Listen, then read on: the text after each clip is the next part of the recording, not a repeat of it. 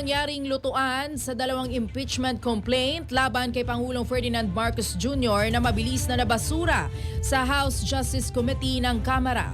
Sa programang agenda sa Billionaire News Channel, sinabi ni Palace Press Officer Undersecretary Claire Castro, mismong si Pangulong Marcos ang nagsabi na masaya siyang nasunod ang tamang proseso sa reklamo na naig ang rule of law at lumabas ang katotohanan.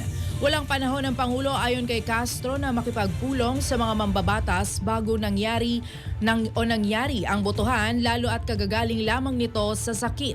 Nang bumuti naman ang pakiramdam ay agad ding naging abala ang presidente sa mga pribadong pagpupulong at iba pang official events. Matapos ang pagbasura sa dalawang impeachment complaint, naisaan niya ng Pangulo na mag-move on na at tutukan na ang ekonomiya ng bansa at ang mga programang makakapagpabuti sa pamumuhay ng mamamayan.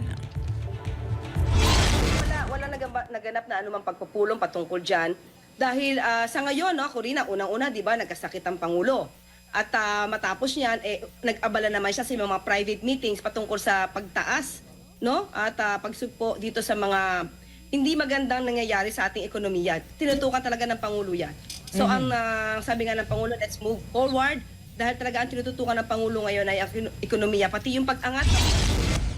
Para sa Malacanang, tama lang din na mabilis na desisyonan ng komite sa Kamara ang impeachment complaint, lalo at ang presidente ang sangkot dito.